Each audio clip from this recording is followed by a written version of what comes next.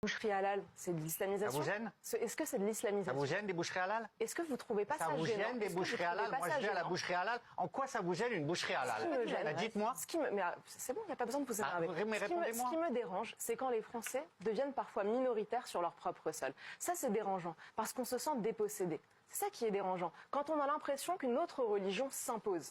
Pas des gens qui le font dans la discrétion, par exemple. C'est ça qui est dérangeant. Mais comment font les musulmans? C'est ça.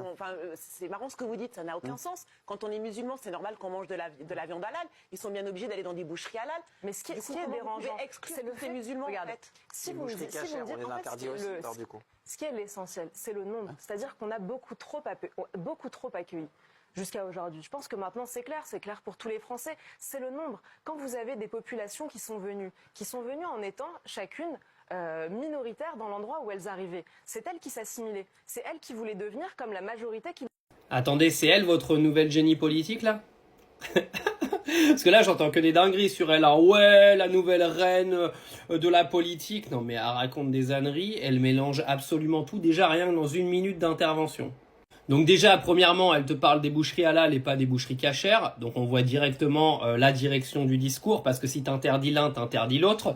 Deuxièmement, les 3/4 des gens, voire 99% des gens qui vont en boucherie halal sont des Français qui sont nés sur le territoire français. Donc malheureusement pour elle, ils ne sont pas des immigrés. Donc en fait l'idée ce serait de supprimer quelque chose qui sert entre 8 et 10 millions de Français aujourd'hui. C'est-à-dire ça bouche le trou du cul de quelqu'un qui est une boucherie halal dans des villages et dans des villes. En fait il faut m'expliquer en quoi ça vous bouche le trou de balle d'avoir des boucheries halal à côté de chez vous. Vous avez pas envie d'y aller, y allez pas, pourquoi vous cassez la tête là? Ces mêmes faiseurs de morale qui quand vont vivre à l'étranger restent dans le Made in France H24 et se plaignent parce qu'ils retrouvent pas leurs croissants et leurs baguettes dans les pays d'à côté. Ça me tue, je vous jure. Oui, parce que c'est une réalité, hein. Vous savez, moi j'ai vécu à l'étranger dans plein de pays pendant longtemps et les Français, je les vois toujours arriver. C'est-à-dire ils arrivent, ils s'adaptent à rien du tout, ils veulent en fait retrouver dans les pays d'à côté ce qu'ils ont dans leur cher pays et après ils viennent donner des leçons.